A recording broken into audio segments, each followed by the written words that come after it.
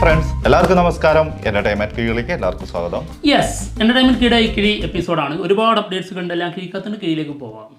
ഒരുപാട് അപ്ഡേറ്റ്സുകളും അതിലേറെ ചളികളുമായി കിഴി എപ്പിസോഡ് വീണ്ടും കിഴി. യാ, ഏറ്റവും കൂടുതൽ തമിഴ് കിട്ടുന്നവർ ചെയ്യും. ഹെഡ് കിഴി ഞാൻ കൊണ്ടുപോയി ടോസും. ഓക്കെ, കൊണ്ടുപോടാ. നമുക്ക് തന്നു വിട്ടാലല്ലേ നീ കൊണ്ടുപോകുള്ളൂ. അതല്ലേ രാത്രി വെക്കുമ്പോ അറിഞ്ഞില്ല തിരിച്ചടിക്കുന്ന്. ഇന്നലെ തോറ്റുപോയി. ഫസ്റ്റ് വൺ, അയ്യോ തിരിച്ചടി തന്നെ. പുഷ്പ 2. ഏത് കിഴി തമിഴ് കിട്ടാത്തതിൻ്റെ തിരിച്ചടി കേട്ടോ, അല്ലാതല്ല. ഓക്കെ, പുഷ്പ 2 സിനിമയുടെ 10 ദിവസത്തെ കളക്ഷൻ വന്നിട്ടുണ്ട്. 1292 കോടി. മൂന്നാം സ്ഥാനത്ത് കയറിയിട്ടുണ്ട്. അതായത് ഇന്ത്യയിൽ നിന്ന് കളക്ഷനിൽ ടോപ്പ് 3. കൊള്ളാം. ഇന്ത്യൻ സിനിമ ഏറ്റവും കൂടുതൽ കളക്ഷൻ നേടിയതിൽ എന്താണത്? വേറെ കാര്യം കേട്ടോ. അതായത് ഈ കേസ് ഒന്നില്ലേ, നമ്മുടെ അല്ലു അർജുനെ അറസ്റ്റ് ചെയ്തില്ലേ, അതിനുശേഷം 70% ജമ്പാണ് പ്രോഫിറ്റിൽ ഉണ്ടായിട്ടുള്ളത്. ഉറപ്പായിട്ടും ഉണ്ടാവുമല്ലോ. അടുത്തത് ഗുഡ് ബാഡ് അഗ്ലി. നീ ഇത്ര അഗ്ലി ആയിരുന്നു കേട്ടോ, ഇത്ര ദുഷ്ടൻ. ഞാൻ ബാഡുവാകും. ഞാൻ അത്ര നല്ല ദുഷ്ടനല്ല. ഞാൻ ബാഡുവാകുന്നു.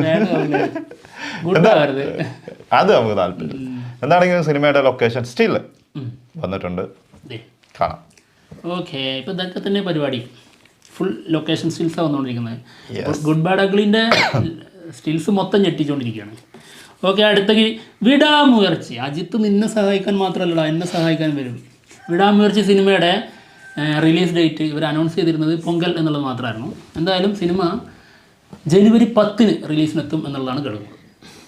ഓക്കെ, 10-ാം തീയതി വെളുപ്പിന് ഇവിടുന്ന് കാർ എടുക്കും. അരിയും പഞ്ചസാരയും പിണ്ണാക്കും ഒക്കെ ആയിട്ട്. പിണ്ണാക്കം എന്തിനാ നിനക്ക് തരാണ്? ഞാൻ പിണ്ണാക്ക് വെച്ചോളാം. എന്നിട്ട് രാവിലെ മുതൽ സിനിമ കാണില്ല, രാത്രി തിരിച്ചോട് വരും. പിറ്റേ ദിവസം 200 റിവ്യൂ. എത്ര സിനിമയുണ്ട് അതിന്റെ ഒക്കെ റിവ്യൂ. അയ്യോ, എന്തോരം പാടാ. ഈ റിവ്യൂല് എനിക്കൊരു പ്രശ്നമല്ല. റിവ്യൂ എന്ത് ചെയ്താലും ഞാൻ ഏത് രീതിയിൽ നിൽക്കും റിവ്യൂല്. കാരണം എന്താ, എനിക്ക് തന്നിരിക്കുന്ന പിണ്ണാക്കാണ്. പിണ്ണാക്ക് തിന്നവർക്ക് ഏത് ലെവലിലും അത് കളക്കി. അതെനിക്ക് ഇഷ്ടപ്പെട്ടു കേട്ടോ ആ സംഭവം. അടുത്തത് ഗെയിം ചേഞ്ചർ. കളിക്കുള്ളൂ. ഞാനാണല്ലോ എടുക്കണ്ടല്ലോ, പിന്നെ അല്ലാതെ നീ അല്ലാതെ. അപ്പൊ ഞാൻ എന്തിനാ നേരത്തെ വലിയ ഡയലോഗ് പഠിക്കാൻ നിന്ന്? എന്താ വിടാമുയർച്ചീന്റെ കാര്യം നിനക്കും പറഞ്ഞപ്പോ നിന്റെ സിനിമയിലെ. അത് ശരി, അതെന്റെ സിനിമ ഒന്നല്ല, നീ എടുക്കുന്ന സിനിമയുടെ. ഗെയിം ചേഞ്ചർ സിനിമയുടെ കേരള ഡിസ്ട്രിബ്യൂഷൻ E4 എന്റർടൈൻമെന്റ്സ്. ഓ, പുഷ്പയ്ക്ക് ശേഷം E4 വീണ്ടും. ഓവർസീസിലൊക്കെ ബുക്കിംഗ് തുടങ്ങാൻ ആയി തോന്നുന്നു കേട്ടോ. എന്തായാലും 10-ാം തീയതിയാണ് ഈ സിനിമ. ഈ പിണ്ണാക്ക് തിന്നിട്ട് ഇതും കാണണം എങ്ങനെയുണ്ട്. ഇത് നീ പിണ്ണാക്ക് തിന്നാതെ കണ്ടാലും പിണ്ണാക്ക് തിന്ന പോലെ ഉണ്ടാവും. ഒരേ ഫീൽ തന്നെയായിരിക്കും. ഓക്കെ, അടുത്ത കിഴി ഘാട്ടി. അനുഷ്ക ഷെട്ടി നായികയാകുന്ന സിനിമയാണ്. ആളാണ് ഇതിൽ പ്രധാന വേഷം ചെയ്യുന്നത് കേട്ടോ. ഘാട്ടി സിനിമയുടെ ടീസർ വന്നിട്ടുണ്ടായിരുന്നു, ഗംഭീര സാധനമായിരുന്നു. ഞങ്ങൾക്ക് റിയാക്ഷൻ ചെയ്യാൻ പറ്റിയില്ല. എന്തായാലും സിനിമ റിലീസിനെത്തുന്നത് ഏപ്രിൽ 18. അനൗൺസ്മെന്റ് എത്തിയിട്ടുണ്ട്. പോസ്റ്റർ ഗോപി സുന്ദർ അതിന്റെ മ്യൂസിക്. ഇതിന്റെ ഡയറക്ടർ ആയിരുന്നു ക്രിഷ്. ഏതോ ഒരു മുടിയായിരുന്നു. എവിടെയുള്ള മുടിയാ?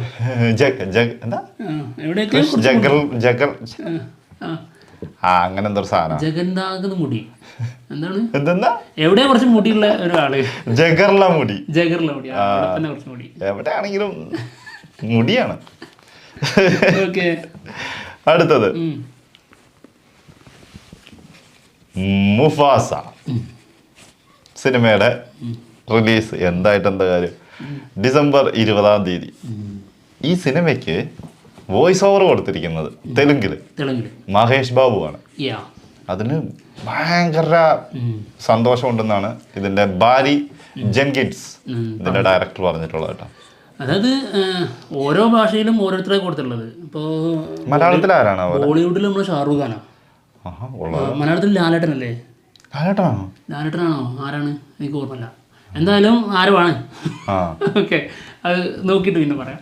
അപ്പോൾ മുഫാസയുടെ ഇന്ത്യൻ രാജ്യത്ത് ഇത്രയും ഭാഷയിൽ ഓരോരുത്തർ കൊടുത്തിട്ടും മഹേഷ് ബാബുവിന്റെ മാത്രം സന്തോഷം തോന്നാൻ കാരണം എസ് എസ് രാജമൗലിയായിട്ട് എന്തെങ്കിലും ബന്ധം? SSMB പറയാൻ 29 എന്തെങ്കിലും ബന്ധം പറ്റൂല, മനസ്സിലായി, പറയാൻ പറ്റൂല. പറയാൻ പറ്റില്ല, എന്തുണ്ട്. ഓക്കെ, അടുത്തത് കിങ് ഖാനെ പറഞ്ഞിട്ടുള്ളല്ലോ. കിങ് ഖാൻ എത്തി. കിങ് ഖാൻ, അതായത് കിങ് സിനിമയുടെ അനൗൺസ്മെൻറ്റ് ക്രിസ്മസ് ഉണ്ടാവും എന്നുള്ള ഒരു റൂമറുണ്ട്. സോഷ്യൽ മീഡിയ കണ്ടതാണ്, വേറെ എങ്ങനെയൊന്നും ഞങ്ങൾ അറിഞ്ഞിട്ടില്ല. വേറെ ഏത് രീതിയിലും ഇതിൻ്റെ സോഴ്സ് കിട്ടിയിട്ടില്ല. ഓക്കെ, റഫത്ത് യൂട്ടി from social media. Trust me bro, trust me bro. അടുത്തത്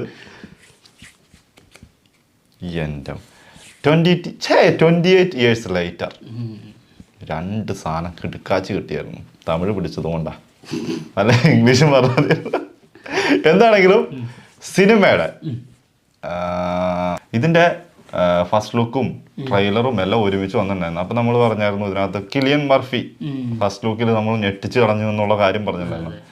പക്ഷേ അത് കിലിയൻ മർഫി അല്ല എന്നുള്ളതാണ് ഇപ്പോൾ വരുന്ന റിപ്പോർട്ടുകൾ.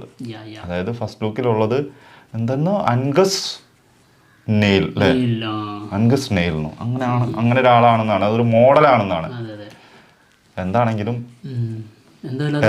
ഞെട്ടിക്കാണല്ലോ, ഞങ്ങളെ ഞെട്ടിച്ച് കളഞ്ഞു. ഇനി ആരാണെങ്കിലും അയ്യോ ഭീകരം. എങ്ങനെയല്ലേ ഒരു മനുഷ്യൻ അങ്ങനെയായിട്ട് എന്നാലും ചെറിയ വർക്കൊക്കെ ഉണ്ടാവൂലേ, കുറച്ചൊക്കെ ഉണ്ടാവും. അല്ലാതെ ഇങ്ങനെയൊക്കെ ആയാണ്ട് ഇങ്ങനെയൊക്കെ എണീറ്റ് നിന്ന് അഭിനയിക്കാൻ പറ്റില്ല. അത് സോംബി ആയിട്ടാ. സോംബിയായിട്ട്. അപ്പൊ എന്തൊക്കെ എക്സ്പ്രഷൻ ഇടുന്നത്, പിടിക്കുന്നതും കടിക്കുന്നതും ഒക്കെ കാണിക്കണ്ടേ. അതെ, അയ്യോ പേടിയാവുന്നു. കാരണം എന്തായാലും അഭിനയിക്കണ്ടേ, അതൊരു സത്യം. അന്ന് ശരീരം കൊണ്ട് ബാലൻസ് ഓക്കെ ആവണ്ടേ, എല്ലാം കറക്റ്റ് ആയി കിട്ടണ്ടേ. ഈ ശരീരം വെച്ചിട്ട് എങ്ങനെ ബാലൻസ് ചെയ്യും? അതെ, റിസ്ക് ആണ്. ഓക്കെ, അടുത്ത കിഴി സംഭവം റിസ്ക് ആണ്. എമ്പുരാൻ. എമ്പുരാൻ സിനിമയുടെ ഒരു ബിഗ് അപ്ഡേറ്റ് ഉണ്ട്. നമ്മുടെ നന്ദു ഒരു ഇന്റർവ്യൂവിൽ പറഞ്ഞതാണ്. അതായത് ഗുജറാത്ത് ഷെഡ്യൂളില്ലേ, അവിടെ ഓരോ ദിവസത്തിനും 60-50 ലക്ഷം ഓരോ ദിവസത്തിന് വേണ്ടിയിട്ട് ചിലവാക്കിയിട്ടുണ്ടെന്നുള്ളതാണ്. അതായത് ഇതിൻ്റെ ഓരോ സംഭവങ്ങളും ടെക്നിക്കലി വേറെ ലെവല് സിനിമയായിരിക്കും എന്നുള്ളതാണ് നമ്മുടെ നന്ദു പറയുന്നത്. അതെ, ഇതിൽ ഉപയോഗിച്ചിരിക്കുന്ന ക്യാമറ ഒക്കെ പോലും 5-6 ലക്ഷം രൂപ ഒരു ദിവസം റെന്റ് കൊടുക്കേണ്ട സാധനങ്ങളാന്ന് പറഞ്ഞാൽ അത്രയും വിലപിടിപ്പുള്ള സാധനങ്ങളാണ് യൂസ് ചെയ്തിരിക്കുന്നതെന്നാണ്. ചെറിയ സിനിമയല്ലേ, കുഞ്ഞു സിനിമയല്ല. അപ്പൊ ഇതൊക്കെ എന്ത് ചെറിയൊരു സിനിമേന്റെ വർക്കുകളാണ്. ഇതിനെ കുറിച്ച് ചിന്തിക്കാൻ പോലും പാടില്ല. 2-2 അല്ലേ മത്സരം? 1-1. ആ കൈസാ ഹേ,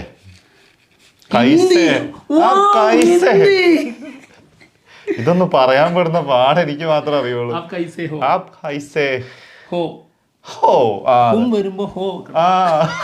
അങ്ങനെ അല്ലെ, ആരാ പറഞ്ഞിരുന്നുള്ളതാണ്. എന്താണെങ്കിലും സിനിമയുടെ റിലീസ് ഡേറ്റ് വന്നിട്ടുണ്ട് ഫെബ്രുവരി 21. ഇതിന്റെ സ്റ്റോറി റിട്ടേണും വിനീത് ധ്യാൻ ശ്രീനിവാസനാണ് കേട്ടോ. പിന്നെ വിനീതിനെ ഞാൻ വിളിച്ചിട്ടില്ലല്ലോ, ഞാൻ അറിയാണ്ട് പറഞ്ഞു. എന്താണെങ്കിലും ഇതിലെ പ്രധാന വേഷത്തിലെത്തുന്നതും ധ്യാൻ ശ്രീനിവാസൻ, അജു വർഗീസ്, ശ്രീനിവാസൻ അങ്ങനത്തെ ഒരു വലിയ ടീം തന്നെ ഉണ്ട്. രമേഷ് പിഷാരടി ഉണ്ട്. എന്താണെങ്കിലും സിനിമ ഡയറക്റ്റ് ചെയ്യുന്നത് വിനയ് ജോസ് ആണ്. ഫെബ്രുവരിയിൽ കാണാം. ഓക്കെ, കാണാം. നേരത്തെ ഒരു ഡയലോഗ് പറഞ്ഞില്ലേ, അതായത് ഓർത്ത് വെച്ചേക്കുമ്പോ ഹോം എന്നൊക്കെ, അത് ഏതാ ഡയലോഗ് മനസ്സിലായത് സിനിമയിലെന്നുള്ളത്? ബെസ്റ്റ് ആക്ടറിലല്ലേ? അപ്പോൾ ഹിന്ദി പഠിപ്പിച്ച് കൊടുക്കുമ്പോൾ ശരിയാണല്ലോ, ബെസ്റ്റ് ആക്ടറിലാണോ അത്? അപ്പോൾ ആപ്പ് വെച്ചാൽ അപ്പോൾ തിരിച്ചു കൊടുക്കണം എന്നല്ലേ, തിരിച്ചു വെക്കണം എന്ന്. ബെസ്റ്റ് ആക്ടറിലാണോ? അതേതാ ബെസ്റ്റ് ആക്ടറാണെന്ന് തോന്നുന്നു. ഓക്കെ, അടുത്ത കിഴി മമ്മൂക്ക ആസിഫ് അലി. ഒരു ലേറ്റസ്റ്റ് ഫോട്ടോ വീണ്ടും വന്നിട്ടുണ്ട്. മമ്മൂക്കയും ആസിഫ് അലിയും ഒരുമിച്ചുള്ള ഒരു ഫോട്ടോ. ഇത് MMN ഒരു ലൊക്കേഷൻ സ്റ്റൈലല്ല കേട്ടോ. ഇത് തമർ മൂവി, തമർ KV സംവിധാനം ചെയ്യുന്ന സിനിമ ഉണ്ട്. അതും ദുബായിൽ വെച്ചിട്ടാണ് ഷൂട്ട് എടുക്കുന്നത്. ആസിഫ് അലി നായകനാവുന്ന സിനിമയാണ്. അതിൽ ആ ലൊക്കേഷനിൽ നിന്നുള്ള ഒരു സ്റ്റില്ലാണ് ഇപ്പോൾ കണ്ടത്. രണ്ടുപേരും ദുബായിലുണ്ട്. അപ്പം രണ്ടുപേരും കണ്ടു, അത്രേ ഉള്ളൂ. റോളക്സ് വർക്ക് ചെയ്യുന്നില്ലേന്ന് ചോദിക്കാൻ മമ്മൂക്ക നേരിട്ടെത്തി, അത്രേ ഉള്ളൂ. അല്ലെങ്കിൽ എനിക്ക് വേറെ ആൾക്ക് കൊടുക്കാനുണ്ട്, ഊരി വാങ്ങാൻ വന്നു. അടുത്തത് റൈഫിൾ ക്ലബ് സിനിമയുടെ UK യൂറോപ്പ് റിലീസ് ഡിസംബർ 20. 19 ഇവിടെ റിലീസാവുന്നത്, പക്ഷേ അവിടെ 20 ഡിസംബർ 20. അപ്പോൾ തോക്കുകൾ കഥ പറയാൻ വരുന്നു. തീർച്ചയായിട്ടും ഇവിടെ 19 അവിടെ 20. ഓക്കെ. അടുത്തത് എന്തായാലും കറുത്ത കുതിരയാവോ? കറുത്ത കുതിര എന്ന് പറയാൻ പറ്റല്ലേ, ആഷികബു ചെയ്യുന്ന സിനിമയെ കറുത്ത കുതിര അല്ലേ? കാണാം. എന്തായാലും ക്രിസ്മസ് റിലീസുകളിൽ ഒരു വലിയ സിനിമ തന്നെ ആയിരിക്കും റൈഫിൾ ക്ലബ്ബ്, അങ്ങനെ തോന്നുന്നത്. അടുത്തത് മാർക്കോ. മാർക്കോ സിനിമയുടെ ബിഗ് അപ്ഡേറ്റ്. ഒരു സ്റ്റില്ലുണ്ട്, ഇതേ ചെറുക്കം കുളിക്കുന്നതാണ്, ഒരു കുളി സീനാണ്, പക്ഷെ ബ്ലഡ് ആണെന്നുള്ളത് കുളിക്കുന്നത്. ഓക്കെ. പിന്നെ മോസ്റ്റ് ആൻറ്റിസിപ്പേറ്റഡ് മൂവിയിൽ IMDb റേറ്റിംഗ്സിൽ 1ാം സ്ഥാനം കയറിയിട്ടുണ്ടായിരുന്നു. ഇപ്പോൾ അത് 66% ആയിട്ടുണ്ട്. ചോദ്യം ഇത്രേ ഉള്ളൂ, 1ാം സ്ഥാനം കഴിഞ്ഞിട്ട് വേറെ എന്തെങ്കിലും സ്ഥാനം ഉണ്ടോ? അതാണ് അത് തരാൻ ചോദിച്ചു വാങ്ങും. പിന്നെ ബുക്കിംഗ് തുടങ്ങിയിട്ടുണ്ട്. ബുക്കിംഗ് തുടങ്ങിയിട്ടുള്ളൂ, അപ്പോഴേക്കും ബുക്ക് മൈ ഷോയിൽ ട്രെൻഡിങ് 1 എത്തിയിട്ടുണ്ട്. ഇതൊക്കെ ആരാലേ? മാർക്കോയാലേ എന്ത് സാധനം? മാർക്കോയാലേ. അടുത്തത് പറയൂ, നിനക്കെന്തൊരു ആവേശമില്ലാത്ത? മമ്മൂക്ക ഹരിഹരൻ മൂവി. ഞാൻ ക്ലാസിക്കിലേക്ക് പോയിക്കൊണ്ടിരിക്കുകയാണ്, അതുകൊണ്ടാണ് സ്റ്റാൻഡേർഡ് ആയിരിക്കും വരുന്നത്. കഴിയാനായപ്പോൾ അതിന്റെ സ്റ്റാൻഡേർഡ്. എന്താണെങ്കിലും പഴശ്ശിരാജയ്ക്ക് ശേഷം മമ്മൂക്കയും ഹരിഹരനും വീണ്ടും ഒന്നിക്കുന്നു എന്നുള്ള ന്യൂസുകളാണ് കേൾക്കുന്നത്. അതായത് കാവ്യ ഫിലിംസ് ആയിരിക്കും ഇത് പ്രൊഡ്യൂസ് ചെയ്യുക സിനിമ എന്നും കേൾക്കുന്നുണ്ട്. ഇത് തികച്ചും സോഷ്യൽ മീഡിയ മാത്രമാണ്. Yes, Jinesh Philip from social media. നിനക്ക് നേരത്തെ തന്നോണ്ട് ഇനിയിപ്പോ ഞാൻ തന്നെ ഏറ്റെടുത്തേ. 2025